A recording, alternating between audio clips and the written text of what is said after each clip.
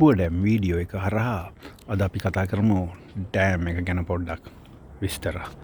මේ ඩෑම් එක ඉදි කරලා තියෙන්නේ 1935. ඩෑම් එකට උඩින් තියෙන්නේ බ්‍රිජ් එක මේ ස්ටේට් දෙක හරහා. ඇරිසෝනා ස්ටේට් එක මේ මම ඉන්න පැත්තයි, ඇමරිකාවේ නෙවඩා ස්ටේට් එක අනිත් පැත්තෙන්, කැලිෆෝනියා ඒ පැත්ත වෙන්න.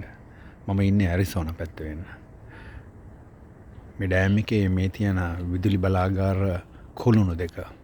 These are the 4 intake towers for the power plants, hydro power plants. This side is Arizona side and the other side is Nevada side, California, Las Vegas, that side. So this tower, one of this tower about 28-30 floors height building, about 75 feet diameter tower. Just take water to the generation hydro generators underneath that. You can see from here. ඔයගලන්ට පේනවා ඇති අර line එක.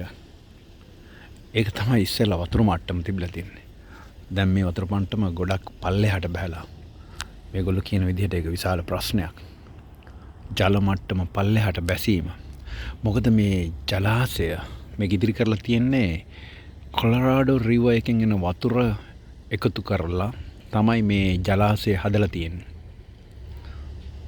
This is a reservoir built across the Colorado River, Hoover Dam here.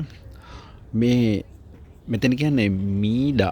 මේක lake එකක් වගේ reservoir එකක්. ඉතින් මේ වතුර හරිම වටිනවා. මොකද මේ ප්‍රදේශය හරිම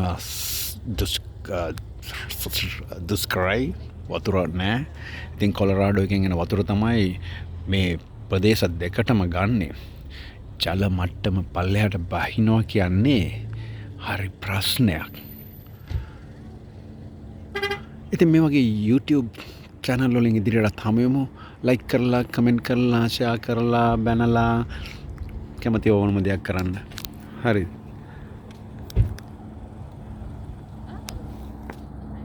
මම ජීවන්. නැවතත් මේ වගේ විස්තර ගේන මම ජීවන්.